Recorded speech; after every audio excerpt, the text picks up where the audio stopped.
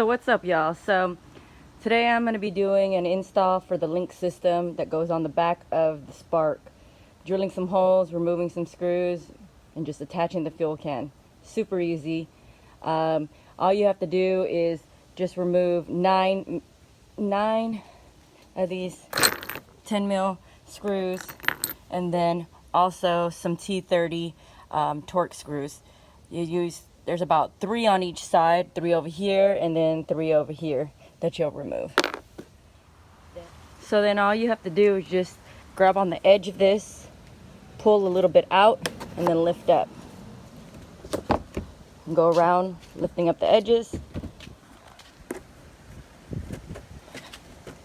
There you go. I missed the screw. Did I miss a screw? Nope, I didn't miss. Oh, I did. I missed 2 more right here that I'm gonna need to get out. All right, so it's basically 11 10 millimeter screws, okay? So then all you do is just have to remove the back cover. Of course, it has some foam in it, if you're ever wondering what was underneath here. This is how the back looks, and it has foam there. I'm just gonna place this on the grass. Let's see what's under here. Oh, I need to do a little bit of cleaning. Alright, so this is the kit that I ordered off of Amazon. It's the OEM kit that the Seadoo provides. Basically, it comes with the template and the LinQ brackets, and then the screws. So when you place it on the back of the plastic where you're going to be drilling in, you'll place this on that piece right there, and then just it'll give you a template, and it has holes there to mark where exactly you're going to go, and it acts as a reinforcement plate so it doesn't tear through the plastic.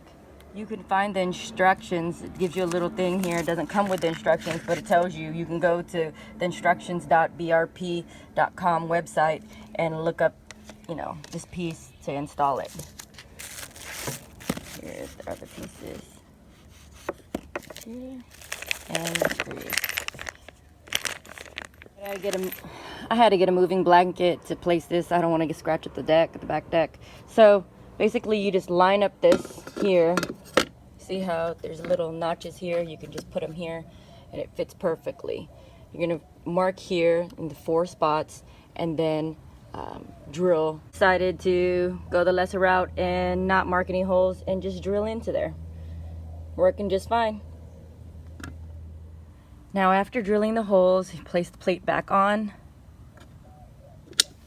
Put those in.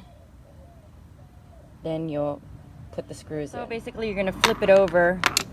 Use a 5/8 socket to hold on to this. And then when you attach the piece, hold on, it's kind of hard with one hand. Let's see if I can do this. You'll attach this here and put the screw through, and it's going to go through there. All right, all 4 screws are in, nice and tight.